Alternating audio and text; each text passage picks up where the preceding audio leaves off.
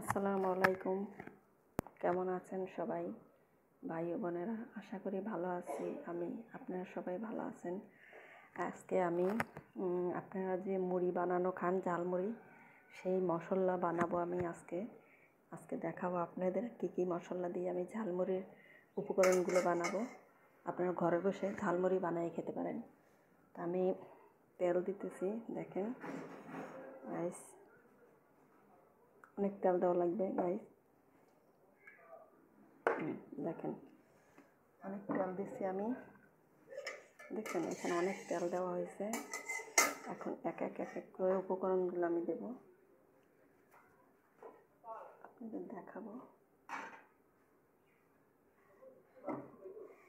দেখেন এখানে আছে আপনার ওই যে এলাচ, দারচিনি, লবঙ্গ, এবার তেজপাতা, কাঁচামরিচ, আপনার জিরা, আদা, পেঁয়াজ বাটা, রসুন বাটা, জিরা বাটা, আর এখানে হয়েছে এই আদা বাটা। দেখেন সব কিছু মিলানো এটা উপকরণ দেব।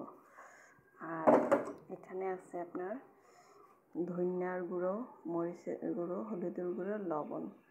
কিন্তু কাঁচামরিচটা দিছি কেন, আমি মরিচের গুঁড়ো কম দেবো, এই জন্য কাঁচামরিচটা কম দিচ্ছি। এখন এগুলো ঢেলে দেবো সব কিছু।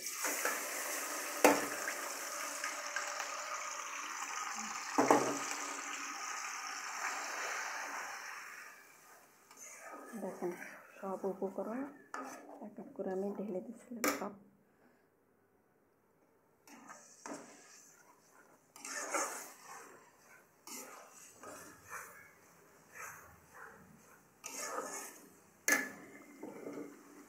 দেখেন এখনও তো দারচিনি রয়েছে এখনও।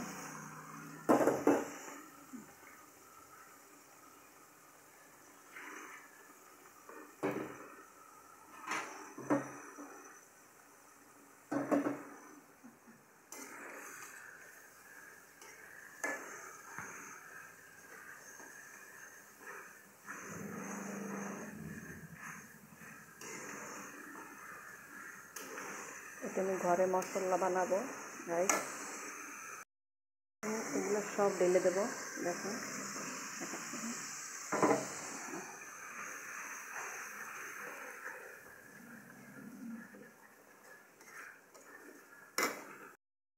দেখেন মাশাআল্লাহ কত সুন্দর হয়েছে, তেল ছেড়ে দিচ্ছে।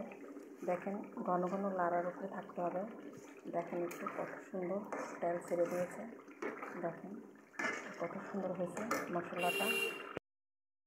দেখেন গাইস এইখান থেকে ঢালছি এই কড়াইতে, দেখেন কত সুন্দর হয়েছে। এত ঘ্রাণ, পুরো রুম ঘ্রাণে ভরে গেছে।